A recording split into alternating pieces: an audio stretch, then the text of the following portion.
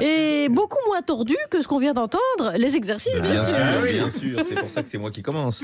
Yannick Jadot, candidat Europe Écologie Les Verts à la présidentielle. Bon, sauf si évidemment il fait une alliance avec Anne Hidalgo, ou avec Arnaud Montebourg, ou avec Xavier Bertrand. Oui, on a compris. Ouais, vous avez compris. Hein, j'avais bien vu que vous l'aviez compris parce que c'était écrit sur ma feuille juste en dessous. Mais on a du mal à le situer, ce Yannick Jadot, parmi les noms suivants. Lequel est aussi candidat à l'écologie? A. Nathalie Loiseau. Parce que c'est rigolo. B. Ségolène Royal, alias l'éolienne du Poitou. C. Hugo Clément, dont le calendrier en papier recyclé est toujours disponible dans tous les natures et découvertes. Et D. Antoine Wechter. Attendez, celui de 1988 ou celui de cette année? Je crois que c'est le même. Hein. Ah bon?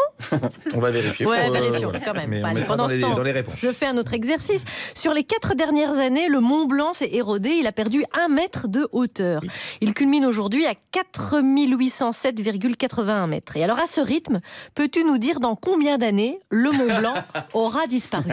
Pas mal, ça. Petit A, à raison d'1 mètre tous les 4 ans, il disparaîtra dans 19 232 ans, soit en 21 253. On est large pour les vacances au ski.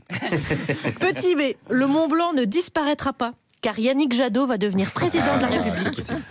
Petit C, le Mont Blanc ne disparaîtra pas, mais en tant que mâle blanc, il sera tout simplement déconstruit.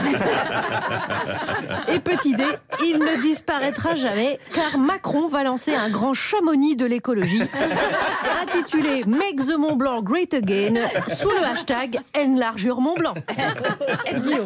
Cette semaine, lors d'une élection sénatoriale partielle, Ségolène Royal n'a reçu que 11 voix sur les 534 possibles. 2%. Alors les pitchouns, que représente également 2%?